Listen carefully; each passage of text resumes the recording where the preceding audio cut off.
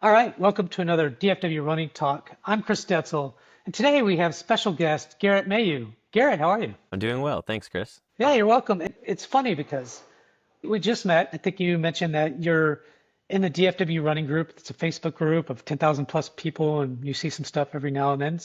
And you reached out and said, hey, you would want to help do some stuff. And come to find out, it's like you're an elite athlete, a triathlete, an elite. And I was like, so I did a little background. I was like, oh, this guy might be interesting to have on too. So I appreciate you reaching out. Yeah, definitely. And I don't know if you thought I was going to ask you to come on, but you seem to have a pretty cool background. And I thought, why not? So a guy that lives you're in Frisco, Texas, is that right? Yeah, so I currently work in Frisco, Texas, but I Oh, live in Irving right now. okay.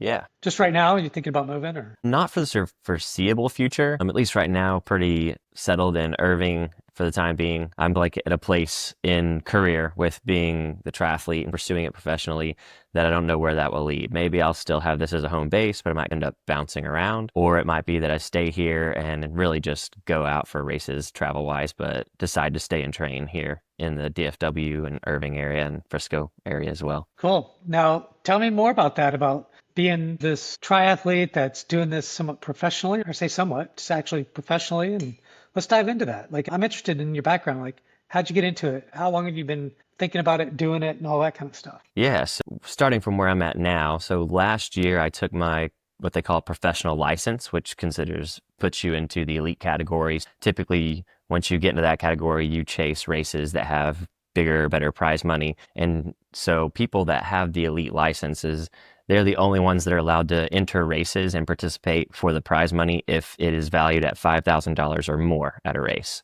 So say that you wanted to go and race in that race that has a $10,000 prize purse, you actually wouldn't be allowed to do that. And even if you went to the race and say you even podiumed, you got top three, you would still not be allowed to receive the money. The guys that you even beat potentially time-wise on that same course, you wouldn't get the money and they would. And so that scenario actually happened to me when I was in college. I went to a race that had $5,000 in prize money, and me and one of my college teammates, I think we ended up placing technically second and third overall. But because we weren't elite card holders, we didn't get that $1,000 or whatever the second and third place was valued at. And so that was, I Wow. think, around the How time would when I you started. know? Like, you would know that. I guess that's how you know is go win a race or a podium. Yeah, you Nope, you kind of don't get find it. out. You're like, hey, there's prize money at this race, and there's pros here. And Yeah. sometimes there used to be these smaller races that was like that one that I just mentioned. And now those are less frequent. They're a little bit harder to come by to have races that are just $5,000 prize purses. But I think I'm actually doing a race that has a $1,000 prize purse coming up at the very beginning of May. And it's a smaller race, but it's a race that's been a long-standing race. They've probably had that race for over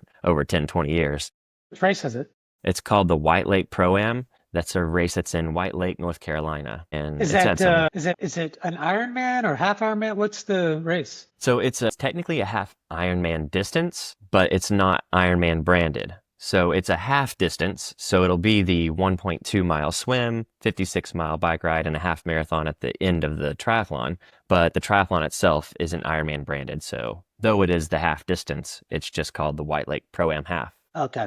And Yeah. then and so you so looking at I'm sure you've looked at the past runners that have been there and or Yeah. athletes, not runners. They're doing all kinds of Right. swimming, cycling, Past and running. triathletes. Yeah, triathletes. Kind of looking at the past, do you feel like you have a good chance to podium or win? I really do. So nowadays, the professional racing calendar is a bit more robust and it starts to get really heavy with a lot of races going on starting in April, going throughout the rest of the year. And it's in a time period where it's close to a lot of other big races that are going on for the pros. So this year, I have a feeling that this race won't be it won't be really competitive. There's been years where this race has been really competitive. And the top athletes, a lot of people would know their names, like Trevor Foley, Andrew Starkowitz, things like that. These are big guys in the triathlon area, and they've been past winners of the event and past podium athletes there. And there's been some years where it's been a little bit less competitive, some years it's been more competitive. I think this year's going to fall into a less competitive, and I'm actually leveraging that as like a stepping stone for my first season of racing this year. So I'm actually going to do an Olympic distance professional race in It's called St. Anthony's, and that's going to be in St. Pete, Florida, the weekend before. And Yeah. then after that race, which is also a very long-standing, very competitive race, it has some of the biggest names in the sport that will go race there from time to time. And that will be very competitive this year still. So I'll go to that race, which will be a shorter distance, but very competitive race. And then I'll go to the half distance the next weekend, and it'll be a little bit less competitive a race. But then after that, I'm going to go work my way up from kind of getting my toes wet. I've had some really good training to progressing through the season to more competitive races and hopefully maintaining getting really good places this year. Yeah, what do you, it's, I don't know, and I didn't do a lot of checking. I saw that you ran Cowtown, and I think you ran a 114 or something like that for the half. Is that right? I kind of wonder, where are you within the elites, or do you feel like, do you think you're one of the top, or is it you're getting there? How's that working out? So right now, I would throw myself in the category of still being a rookie. There is a ranking system, so you can find a lot of information on professional triathletes to see, oh, how good are they and what are their race results. There's a couple of websites that keep track of these things and have really cool algorithms that they use to compare your swimming to other people, your biking to other people, your running to other people, and then your overall performances. They give you like a point system, and it's all based on all these like different tiers of races that you do, the competitiveness of the field. So they get a strength of field score and a lot of factors that get put into consideration. But that website is called the Professional Triathletes Organization. And then you can look up athlete ranks. And so right now, I think last time I looked, if anything hasn't changed, I was ranked 409th in the world. And that's out of about, I feel like you can do way better than that, dude. oh yeah, yeah. I am definitely looking to climb the ranks. For They sure. score your top 3 races. So basically my top 3 races, and they kind of keep your top 3 as a running score, and then it gives you your positioning and the rankings. So my top 3 was from, I did 3 half Ironman professional races last year. That was in Maine, which was my first one, my first professional race coming back to professional racing. So little side story, I raced professionally very recreationally, I guess you could say. I was in school. I was not taking the sport super, super seriously. I was training around 10, maybe 12 hours a week. And for a triathlete, that's really not a lot.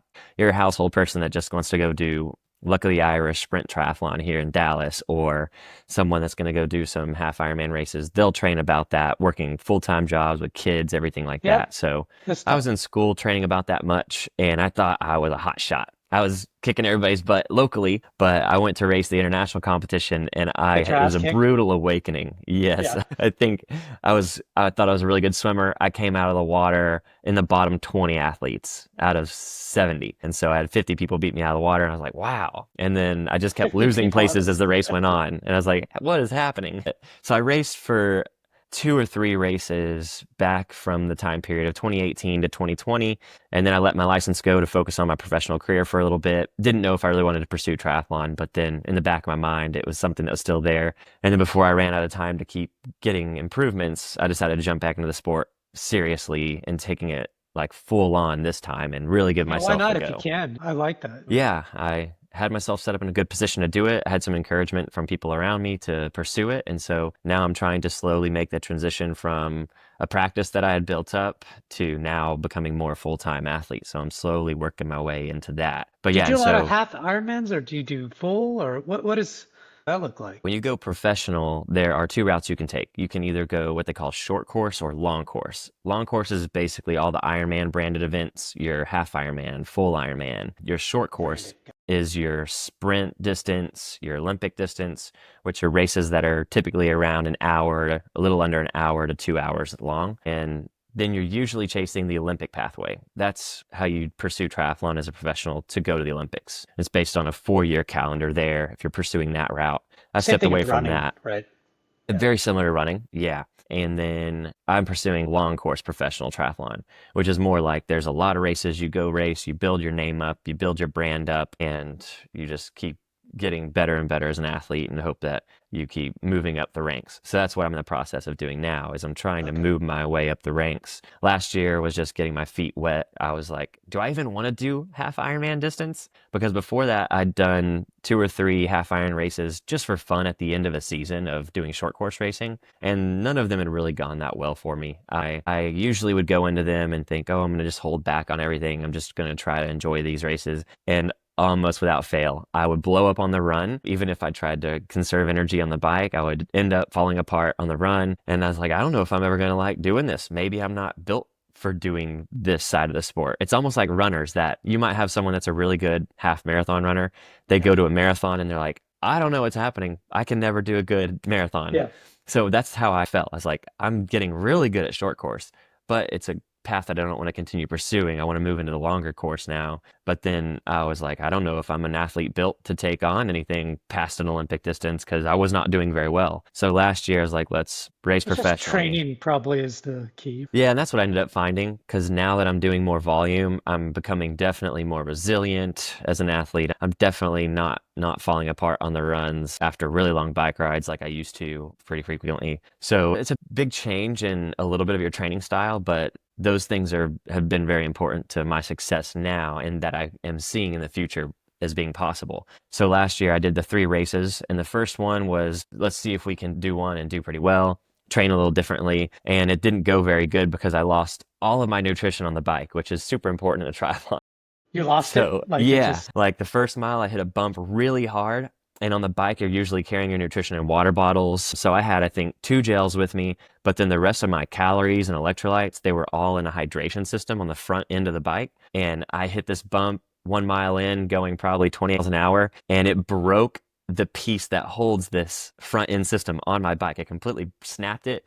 It came loose and I was holding it on with one hand. I had my thumb inside the bottle where you squeeze more water into it, essentially, if you end up doing that. And I was holding it. And I remember going past my fiance and saying, I don't know what I'm going to do with this. And it weighs like 3 pounds because it's got yeah. 32 ounces of water and it's got electrolytes and, your carbs in there. It ended up, I was in this big long chain of guys where you want to be. It's considered the main pack in those longer distance races. And we took a turn that was real sharp and it had a little bit of rough stuff and I couldn't hold onto the bottle. So I went back to my bike and held onto the bike. And then that thing just launched off and I had a good 55 or so, 54 miles left in the race. And I was like, oh man, I'm in trouble now because that was a lot of stuff that you need to make sure you secure your fueling for the run. Yeah, I was about to say you haven't even done the run yet. Right. So as usual, I actually didn't bike very good there either. And then I didn't run very well. So I was like, man, another one that I'm just going to say that was a one-off. And so You after have to that, chalk it up. a couple Learned. weeks later, You're a rookie. yeah, I was like rookie mistake, simple things. There was more You've done things this that for a I long time, but you're definitely, still considered a rookie. there were things that I definitely still messed up before we even got to that point. But yeah, it was like rookie mistakes at that race, but it's really getting your feet back underneath you and getting back going. So a couple weeks later, I went to Michigan and did a race there at Fireman, Michigan, and I had my best race to date. I had the 10th fastest run split in a field of about 50 or so athletes. And considering that's 50 pro men having the top 10 fastest run splits, getting up there, you're getting where I feel like the if you sweet can spot of really what you want to run do. really well, if you get the run right, if you got to get the swimming and cycling, and I could be wrong, but this is just me making shit up. But I feel like the run is the key to doing really well. Maybe at this level it's not. Maybe they're all really good. I don't know. It can be. It used to be that if you had a really strong bike leg, that would solidify your place. All you had to do was run okay, but you didn't have to run that good. And then you just had to swim okay. But if you were what they called an Uber biker, your race was set. But nowadays, as more people are doing the sport's growing and there's more money getting invested in the sport, so there's more prize money available. So more people like me are seeing the sport as something, oh, I can build a career out of this and actually be a pro athlete and maybe make it to making pretty good money for the span of a career that you get. And so now more people are chasing it. There's a lot of people that are post-collegiate runners that come into the sport that have some sort of high school swimming background. So once they start training all that up and they learn how to throw a bike underneath their legs, they become really good athletes. And you've got more short course guys, which we used to love it. Short course guys would usually never step up. They would burn out during their short course career, or they'd have enough success that they didn't really want to move on up and do the longer distance things. But now we're seeing a lot of short course guys transition to long course, and they're dangerous athletes. They've got a really strong swim, bike, and run, whereas long course guys, typically they used to have 1 or 2 weaknesses. But now, like There's what not you were many saying, weaknesses, yeah, but now the there's run not is really probably many, key. not many really chinks in their armor anymore. So now running is more important. So if you're a good swimmer and biker, that's great. But if you don't have the running legs, you're easily going to drop down 10, 15 places, at least nowadays in these races and the way things are. So it's funny because And I'm not even talking on the same level as you because several years ago I bought a bike and spent, for me, it was good money just on a bike that I never ride anymore. But because I got injured and I thought, let's try cycling. And I did. And I Yeah. did this like 60-mile, 70-mile thing 3 or 4 weeks after I bought the bike because I was in good shape, running shape, let's just say. So, Yeah. but I still did the 60 something miles, but I was pretty worn out just from that ride. Yeah. I think they call them rallies or something. Okay. And I realized like people with big legs and just were like they were way bigger than I am. I look Oh, like I'm in yeah. shape, but these guys aren't in shape, but they're kicking my ass. You'd be Like so literally. surprised. And I'm like, Yeah. how is this person like beating me? That doesn't happen in a run. You know what I mean? It just doesn't. But it does in cycling. Your legs have to just. Yeah, what's interesting with cycling is oftentimes you will get better at cycling simply by, hey, go spend time in the saddle, go ride your bike. And that's all you really got to do. And you'll just start getting better and better. Whereas running is a little different. You can just go and run and you might not ever progress very much. You might see some improvements in your times. But if you just go ride your bike a ton, you'll just start getting better and better. And then I remember when I first started riding, having little to no bike riding experience, but I was a runner really pretty quick, I guess you could say.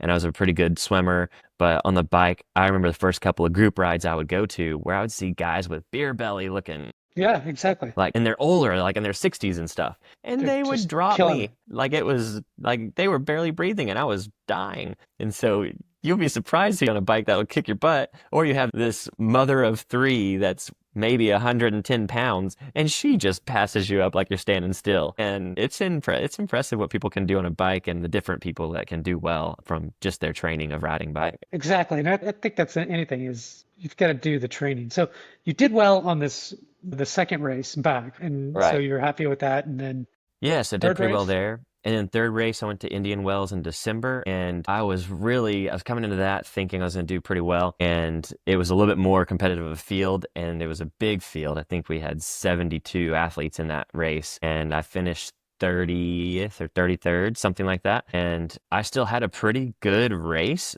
but compared to the other athletes that were there, they were just so much better. But even though that was a good race for me at the time, there's still things that I looked at it and said, a lot of the numbers I was doing, I can do in training. And I raced that race a little bit different than I had other races where I was really in the mix at the beginning of the bike. I got into a really good bike group, but they were pushing really hard on the power for the first hour. So I had my personal best power numbers for the first hour and I was really stoked. I was like, wow, I'm doing great. And then came that second hour and it was tough, but I still ended up pushing really well. Had my best power average over the whole bike that I've had in any race ever. So there are a lot of like good check boxes from that race and I did okay, but still not great where I'm trying to get to. And so they took those three races and that's what got me into the ranking of 400 and something. But I got think it. if I have some races, so say I break out this year from doing some really good training that I've been doing and start getting really good points on the board, then I can easily cut my places down and get into the top 200, which is what I'm going to try to do this year. So interesting. So I have some questions that if you don't want to answer them, it's fine. But No, I'm, that's I'm okay.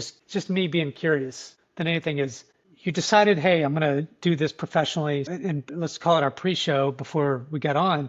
We talked a little bit about how do you make a living out of something like that? I know you mentioned you had maybe some sponsors and you have some jobs here and there because being an athlete like you are, like a triathlete, you've got a bike, swim, you got to do a lot of things, and it's got to be expensive, and somebody's got to be able to support that. You know what I Yeah. mean? Like how do you do it? I'm Yeah. curious. So I don't know. Yeah. yeah, there's definitely with triathlon, it's become a very expensive sport, even from the bikes, which you mentioned before. And when you're racing professionally, you want to have a bike that can put you in a Yeah. position to be Got to competitive. compete. Yeah. If you have a $3,000, $4,000 bike, you're already minutes behind automatically just because of the bike technology being so much more advanced. So if you look at it this way, some of the things that I had to do was make a little bit of an investment in myself. So I bought a bike, which I did go through a bike shop that does support and sponsor me, and I got a Okay. really good bike, but I Where's the bike still, shop? Do you want to oh yeah, tell us? Or? Endure Bikes, which is in Okay. Frisco. Yep. Been a long time supporter of mine. It's actually where my office is too, which I'll get into. It's a piece of what supports me in doing triathlon. But yeah, Endure Bikes in Frisco, a great bike shop. They started carrying Trek, and a lot of riders started getting on Trek bikes. And so I was on a Giant, but having some issues with my position. So I said, okay, I think I need a bigger bike. I need to change some things up. So as I was getting ready to go back and really take pursuing professional racing seriously, I said, I need to have a top line, newer bike. So we looked at what I could get. So I got some of the lower components, the Shimano Ultegra components, but it's still electronic shifting. And there's a lot of things that I ended up changing on the bike as like aftermarket products. But I think I ended up dropping, if we look at numbers, around 8 grand on my bike Yeah.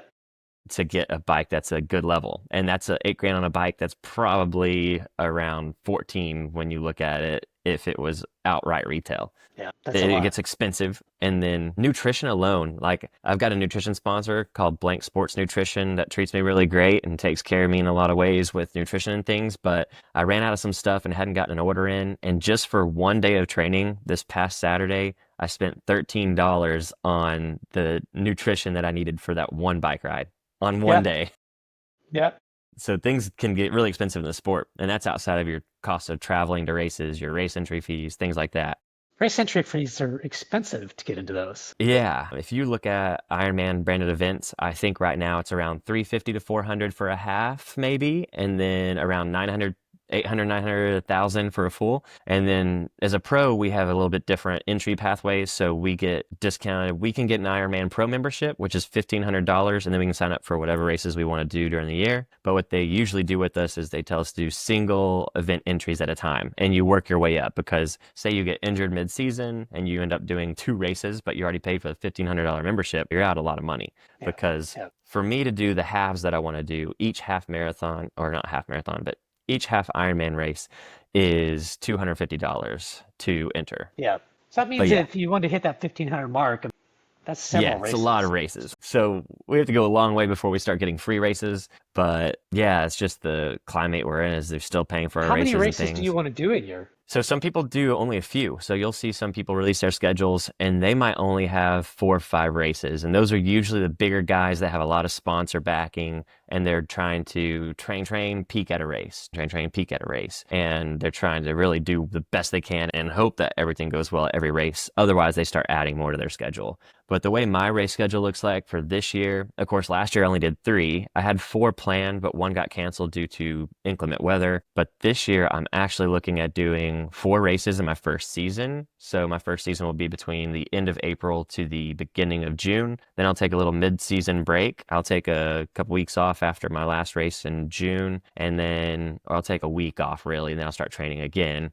And then I'll have a second season between August to maybe November. We'll see. And I'll probably put 4 races there. So I'll end up doing 7 to 9 races in total of just the Yeah, I think you have triathlons. to, right? To get the points and Yeah, become even better, because right? I'm So chasing points. I'm chasing experience still because there's still people that have like 50 races under their belt compared to my 5 maybe in half Ironman experience. But yeah, it's expensive. And then how are you going to fund it? When you decide that you want to go professionally, it's a bit different because you are looking at, okay, I need to be able to support and then fund all this stuff. And so the way I've done it is at first I had a good starting place where I have my own chiropractic and sports business, which I'd left the sport to go focus on, build it up. I thought that I was just going to go off with that and make triathlon just a hobby and maybe do it as a professional hobby, but I didn't really have any future plans in that area of the sport itself other than just to have fun and be as competitive as I could be working my full-time job. And I built my practice up to being really considerably full-time. I think I see patients in a way where it's like I'm spending 30 minutes to an hour with each patient. And I got to where I was seeing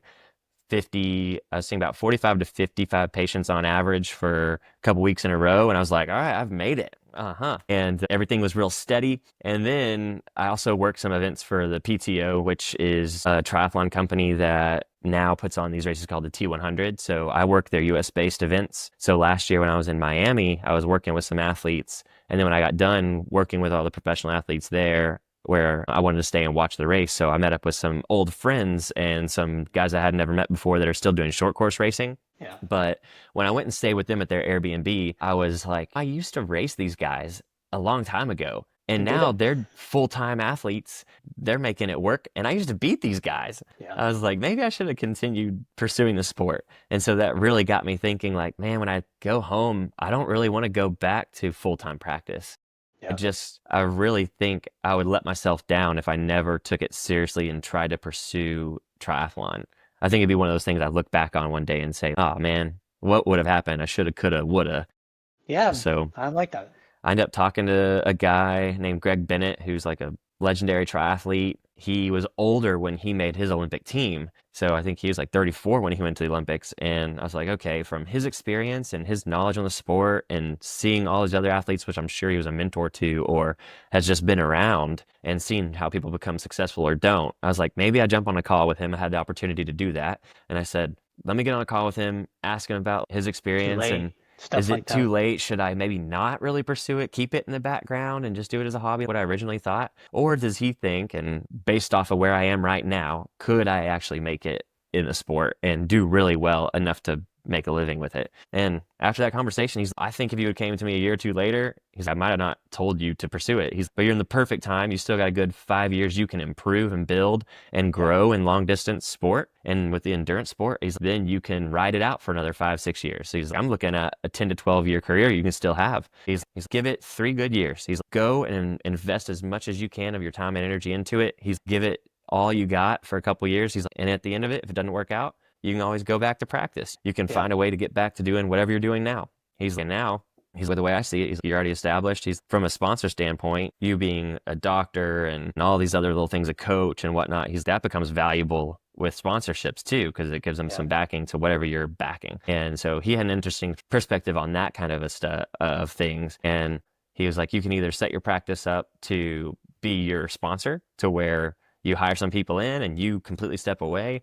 Or you could still work it part time and then just do part time and try to build yourself up into the sport of triathlon too. So that's the route I took. I just started backing down my hours in the office to where now to do professional triathlon in the way that I'm pursuing it, I work part time in my office. So I only do 3 half days a week in the office. And then I do coaching. I'm a master swim coach and I coach at Texas Fort Aquatics and Lifetime Las Colinas. I do 2 practices a week at each of those places, and that brings in a little income. And then I coach triathletes and runners on the side as well. I've been doing that for 9 years. And so Okay. I think I work with 14 athletes right now, and that brings in some income. So that's what supports me right now is my part-time I love it, practice man. That's and awesome. coaching. Well, Um, something I actually really that you did was you took the time to really just think it through, ask some really professional athletes that maybe did it for a while, but you already have a great background and you've got your schooling. You're already established if you want to be. And it's, look, you can always fall back. I don't know if that's Right. but you can just do that full time. So that's pretty cool. Yeah, so it's cool to have those things. I think if I could go back and do it all over again, I maybe would change things a little bit. I think before I ever went to chiropractic school and I had that inkling that I wanted to pursue triathlon professionally, I think if I could have gone back and told, which my parents just pushed me into, keep going to school, go on. But from their time and age, that's like the best thing that they knew.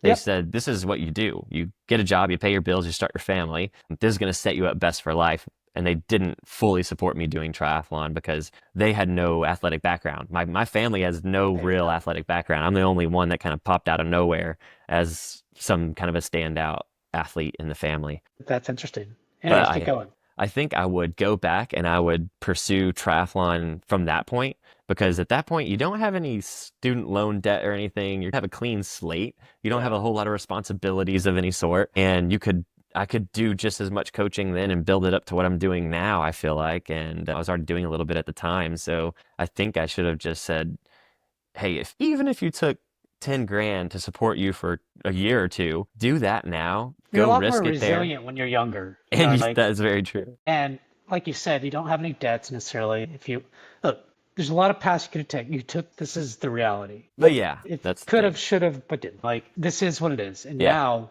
you are established. So Right. that's good. You can see that as a very much of a positive to Yeah. me.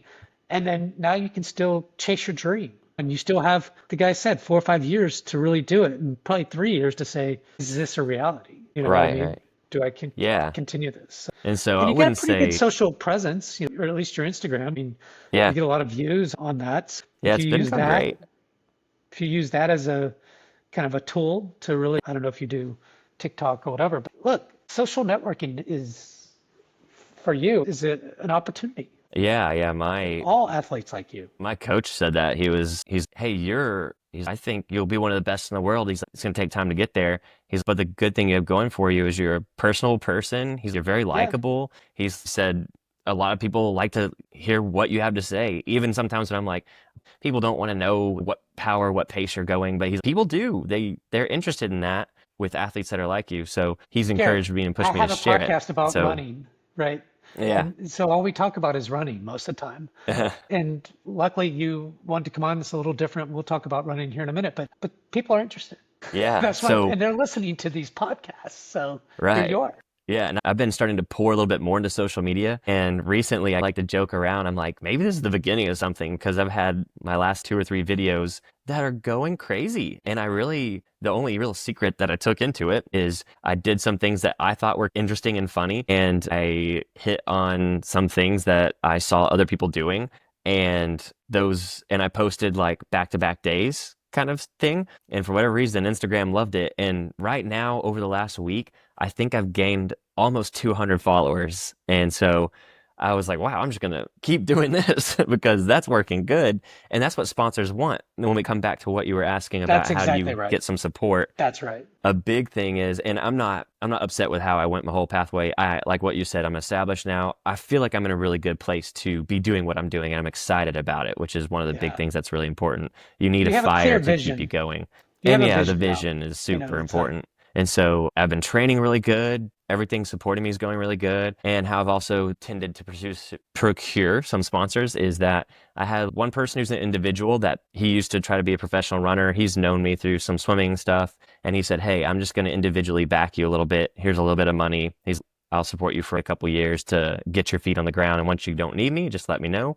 But I'll help you get your feet on the ground and get going. So I've had the angel sponsor who's helped with some of the baseline expenses of things. And then outside of that, what's been funny is that one of the easiest things to get has been wetsuit and swim apparel gear and sponsorships. So I started out with that last year. I was a part of this big team, but then some of the things weren't as good as what it seemed to be or what the team was making it out to be. They had change of management in the team. The people who were in charge of taking care of our team had shifted, and then it just wasn't working out for me. So I left that, but I still have a lot of connections with good, like, wetsuit and swim apparel brand. So I'm still like fully supported with any goggles, swimsuits, wetsuit, things does that around stuff swimming wear that out I need. fast? I What's mean, that? does that stuff wear out fast or? It can. So the Okay. wetsuits, even though they're $1,000 for a wetsuit, those things Exactly. can only last you like 5 or 6 swims. Yeah, I have an athlete right now. He just That's bought a crazy. Roka top of the line wetsuit, and we were at the pool the other day and he noticed there's 2 little rips in it and he's like, what? He's like, I've only worn this thing twice. How Wow. is it tearing up already? They're very fragile. They can make you very fast, but you got to be super careful with them. You can just stretch That's it. so You can interesting. do a little stretch the wrong way and just get a little in it. Wow. So some of those things are, but That's pretty crazy. So yeah, let's get some very interesting background. So I appreciate you coming on and telling me all this stuff, and I'm sure others are going to be interested that are thinking about either becoming a professional athlete or what it takes to become a professional athlete, or even just, hey, it's interesting that what you have to go through because it's not like you're just sponsored by this big yeah, company that's going to just give you all this money. You have to right. do a lot of different things. You have to work odds and end jobs. Luckily, like we mentioned, you're established, and so you have kind of a thing that you can still do on part time, and but you're still doing some bike stuff. You're still doing going to events and either Yeah, volunteering or doing different things. So you're meeting people. I love the community aspect, something I always talk about that's important for you to be successful in any sport, whether you're just doing it for fun or just doing it for working out or whatever, or even at your level professionally. I'm sure you have a community that you're building relationships with, constantly trying to do those things. And I think that's a key to anything that you do in life is the community right. aspect. So Yeah, I think that's what people seek is human connection, and especially in the things that we love to do. that's right. You said it perfectly. We could end it there, but one of the things I wanted to talk about specifically is about running. So this is a podcast about runners generally. I just had some elite athletes on that just came out talking about their Boston experience and moving forward or whatever. You've run, I don't know what your best half marathon time is. I say 1:14, which is pretty good at Cowtown. Was that Yeah. I did a 110, I think 110, 18 or 20 okay? at the Irving Frost back in 2023. Did you And win that's my it? best time. I did win. Yeah. Okay, I was about to So, say. Now, there's some really fast people. Like I was looking at the Dallas times, and they're running 107s for just There's some really fast athletes here in Dallas Oh from a yeah, running we've got a standpoint. great community of like all That's fun. around from the top, from kind of the elite area of athletes. We have a lot of really fast runners, and then we have just a good volume. I think the community's really been growing, especially lately. I watch it from afar sometimes. I've bounced in different groups, so I've been around like Train Pegasus group. I've been around like the Sloths group. I've been a big part of Nomad when it was when it was blowing and going, and I've been around like the Plano running community a little bit, and then the Oak Cliff. I was one of the first people to go to the Oak Cliff Run Club when there was maybe like 12 people out there, and now it's 400 or something crazy. The running community is huge in DFW. Yeah. Dallas is big, but the whole entire Dallas Fort Worth. You think about what the Irving Frost guy, I forgot his name, but the race director there, he's created this whole Oh yeah. thing in Irving that's Alonzo, I think. Alonzo. Yeah. Yeah. Is it Alonzo? Or I'm not sure. something like that.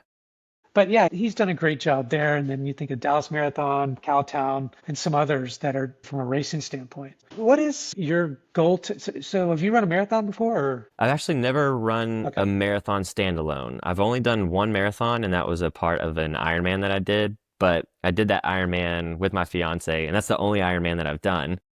Okay. If you ever try to look me up to find my results, it'll say did not finish or did not start, one of the two, because I actually used my, back then when I did it, I used my pro license to enter the race late because it had already sold out for age groupers. And Ironman didn't like that. So they didn't It like that I did. didn't start with the pro men. They didn't like that I registered with my pro license to not race pro, which I didn't even know there was the rules around that back then. Like I said, at first when I was a pro, back when I was in school, I didn't really know what I was doing, but I Interesting. did that. So they gave me, I didn't finish it, but I did finish it. I did it with my fiance all at her pace. So I just had a whole day of fun Is training she an and running athlete and too, stuff. or Yes, she does. She's the long distance. So she really only does Ironman events and like half marathon events. okay? So she's more of a run. So she does Ironman, but she also does more running. Is that right? Or Yeah, I'd say she does. We do probably about the same amount of running events because I'd say I dabble in road racing and road running a little bit to build up my running and things like that yeah, sometimes at certain seasons of the year. there's lots of races here, so why Yeah, not? yeah, definitely. But she's the one, she's done 16 Ironmans. So she's a Oh, big, geez. very well-versed triathlete, Ironman person. And then she's been chasing. So right now she's focused on the running. So she's chasing Boston, and she just qualified at Houston this past Houston marathon. And yeah, now she's going to do Boston next year. We were hoping that, pretty sure she got a really good time gap to be able to do that. My wife, so we're going to Boston again. So it's going to be her 12th in a row, Oh, wow. Boston. And then she goes right to Boston to London because London's the next weekend. So you can imagine she's My not going to goodness. race that one, but Yeah, trying to get into London is very difficult I hear. and Yeah. also Tokyo. So yeah, look, Boston's awesome. It's amazing. So congratulations to your fiance. Yeah, it'll be really cool. I'll go and Yeah. watch, I'm sure. Say, like, I'll go. What's really cool is there's this 5K that they have Saturday before the marathon, and Okay. so you get to go through the finish line, and there's elite athletes out there running the 5K. So there's 10,000 runners, 5K, Okay. and these guys are running low 13s. The women are Yeah. 14s, and so Yeah. there's pacing within the 5K, which is crazy. Yeah. It So is wild seeing those really top end. Because I'll jump in a lot of like elite local type races and stuff. And I've done a couple that were like very competitive. I'm lining up against a bunch of like Kenyan athletes. And when you watch those guys run, you're right there with them and right behind them. You look at them and you're like, okay, they are running. I don't know what I'm doing or what I thought I was doing, yeah, but exactly. they're floating. You could be doing 16s or things, and that's Yeah. nothing. You know what I Oh, mean? That's fast. I find that there's a lot of these Dallas runners that can run that fast. I'm going to say 14s, but yeah, it's good fast. bunch that can, I think. And there's some guys I train with. There's a guy I train with named Sergio, and he's run a 14:16 or something in the Crazy. 5K. He's from Spain, and he's just crazy fast guy. I like to chase him around, but right now he's in a little bit less. He just got second at Dash Down Greenville, and Who so got he did first? really well. Craig did. He's another really good local athlete, Craig Lautenslager, I think. Okay. Yeah. Interesting. And I can call him so, up. oh yeah, he's been around. I don't know if he lives in Dallas or I'm not sure where Craig lives, trains, and things like that, but Craig is a really good athlete. I've never really talked to him before, but I've seen him at a lot of races. And there's a race that's called I don't know if you ever heard of this, but if you haven't, there's a race in Tyler, Texas called the Fresh K. And oh my gosh, that race is awesome. There's a 5K and a 10K. I don't know if there's a 10K, but there's also like fun run walk kind of things that are associated with this for kids and everybody else. And it's a huge race in a small town. I'm from that area, and they have prize money in the 5K for locals, for anyone who comes, for masters. There's prize money and gift cards for all of those categories. And then in the 10K, it's been really competitive. They used to pay to the top 10. So it used to be fun to go to that because you would Yeah.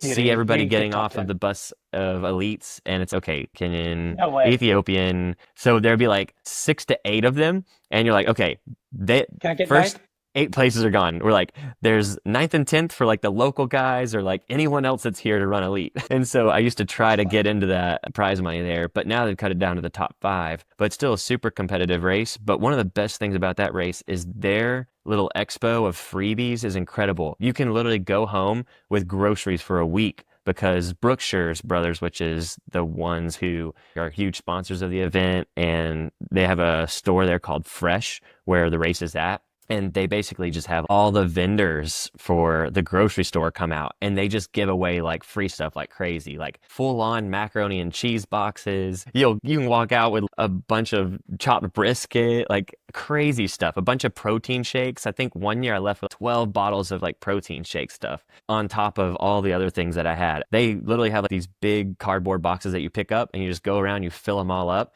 and you'll go home with huge boxes of stuff. That's super cool. It basically like covers whatever the entry fee is with all the free stuff that you end up getting. Yeah, I might try it. It's only what, an hour and a half away from Yeah. Dallas. You could drive it Dallas in the is not morning. I've done it. exactly. Yeah, I'm sure you have. Yeah. Maybe something that'd be interesting for people to know about is how do you, with this being a heavily running podcast, is how do you structure your running training into all the other things you have to do as a triathlete? I think that's something that's interesting that's maybe a little bit different than what people might expect, because there are some people that still keep a higher running volume, but I think even to compare to what people do that are runners in the community, you're looking at, you've got people that probably typically would average somewhere over 50 miles a week in the DFW running community, but A I lot of like them do, yeah. rarely get above 40 miles in a week. And I still can run like a low 15-minute 5K, a 110 half. So I ran a 114 in Cowtown, but that was after I had taken some time off for the end of my year last year.